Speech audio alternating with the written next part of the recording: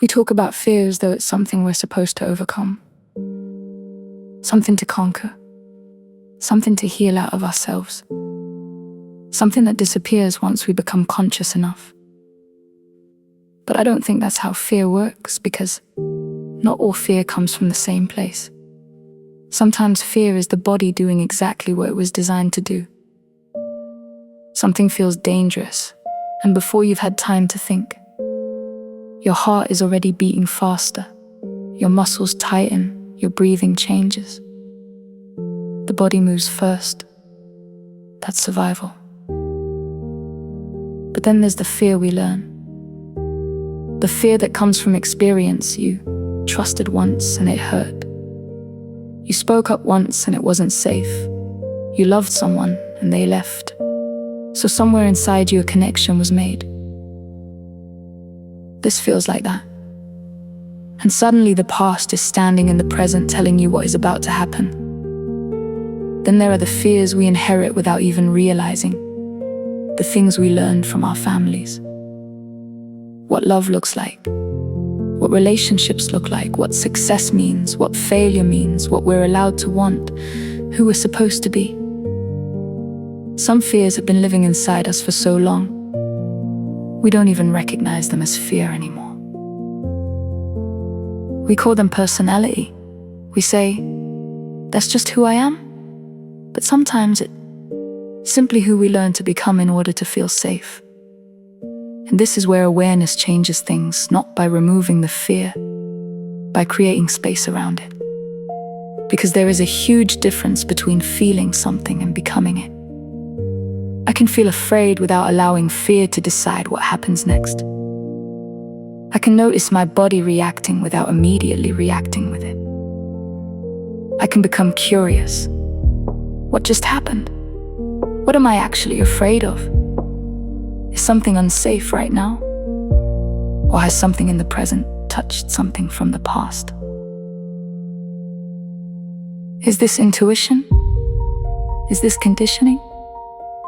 Is this an old defense trying to protect me from something that isn't happening anymore? Feel it, notice it, understand it, then choose. And I think we need to do the same with love, because we speak about fear and love as though one is unconscious and the other automatically makes us wise. It doesn't. Love can carry history too. We can confuse intensity with connection, familiarity with safety, being needed with being loved. We can become attached to what someone awakens inside us and call that destiny. We can love someone deeply and still abandon ourselves trying to keep them. So love needs awareness too. What does this person awaken in me? What am I reaching for? What am I afraid of losing? Am I loving them as they are? Or am I loving what I imagine they could become? Again, feel it, notice it, understand it, then choose. Because consciousness isn't about becoming untouched. It isn't about reaching some state when nothing triggers you, nothing frightens you, nothing overwhelms you, and love never knocks you sideways. We're human. Things are going to move through us. Fear, love, anger, grief, desire, attachment. The work isn't making them disappear. It's learning how to meet them before they become behavior. That tiny space between what rises inside us and what we do next. That's where something changes. Because fear can be present without running your life. Love can be present without costing you yourself. The past can speak without writing the next chapter. And maybe freedom was never about becoming fearless.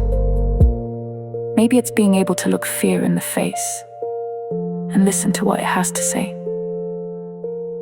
without automatically believing everything it tells you. To feel it fully, to understand where it came from, and then decide consciously what happens next. Fear gets a voice. It just doesn't get the final say.